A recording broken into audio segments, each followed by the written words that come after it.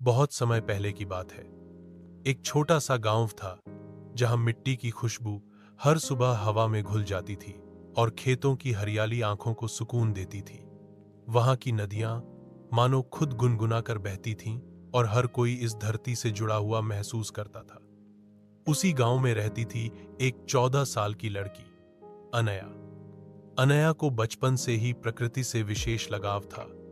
जब बच्चे खिलौनों से खेलते थे, वह मिट्टी में हाथ डालकर बीज बोती थी।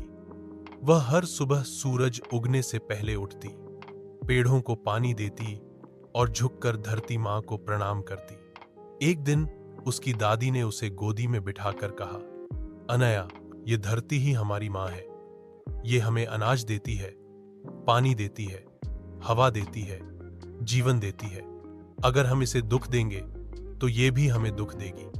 अनया ने दादी की यह बात अपने मन में बिठा ली। समय बदला।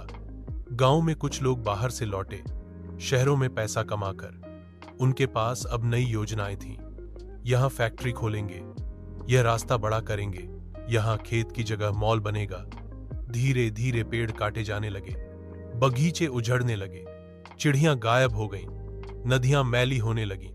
और फिर एक दिन अनया की मां को सांस लेने में तकलीफ हुई। डॉक्टर ने कहा, हवा बहुत प्रदूषित हो गई है, यह बीमारी बढ़ती जाएगी अगर ऐसे ही चलता रहा। अनया की आंखें नम हो गईं। उसे अपनी धरती मां की पीड़ा महसूस होने लगी। वह रात भर सो नहीं पाई। उसे सपने में धरती फूट फूट कर रोती नजर आई।